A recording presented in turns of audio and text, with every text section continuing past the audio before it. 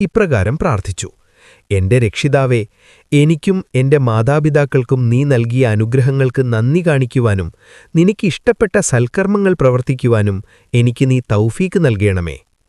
അദ്ദേഹം ഉറുമ്പുകളോട് സംസാരിക്കുകയും അവയ്ക്ക് സുരക്ഷിതമായി മാറാൻ സമയം നൽകുകയും ചെയ്തു. ലോകത്തെ ഏറ്റവും വലിയ ചക്രവർത്തിയായിട്ടും ഒരു ചെറിയ ഉറുമ്പിന്റെ ജീവന് അദ്ദേഹം നൽകിയ വില ഇന്നും വലിയൊരു പാഠമാണ്. എത്ര വലിയ അധികാരിയായാലും ചെറിയ ജീവികളോടുപോലും കരുണ കാണിക്കണം. തനിക്ക് ലഭിച്ച വലിയ കഴിവുകളിൽ അഹങ്കരിക്കാതെ ദൈവത്തോട് നന്ദിയുള്ളവനായിരിക്കണം. മറ്റുള്ളവർക്ക് നമ്മൾ കാരണം ഒരു ബുദ്ധിമുട്ടുമുണ്ടാകരുത് എന്ന ചിന്ത വേണം. ഇങ്ങനത്തെ ഇസ്ലാമിക സ്റ്റോറികൾ അറിയാൻ വേണ്ടിയിട്ട് നമ്മുടെ ഇസ്ലാമിക കഥകൾ എന്ന യൂട്യൂബ് ചാനൽ സബ്സ്ക്രൈബ് ചെയ്ത് സപ്പോർട്ട് ചെയ്യൂ. മറ്റുള്ളവർക്ക് ഷെയർ ചെയ്യൂ. നിങ്ങൾക്ക് ഏതെങ്കിലും സ്റ്റോറികൾ അറിയാൻ താൽപ്പര്യമുണ്ടെങ്കിൽ കമന്റ് ചെയ്യുക. ഇൻഷാ അല്ലാഹ് അടുത്ത വീഡിയോയിൽ കാണാം. അസ്സലാമു അലൈക്കും വറഹ്മത്തുള്ളാഹി വബറകാതുഹു.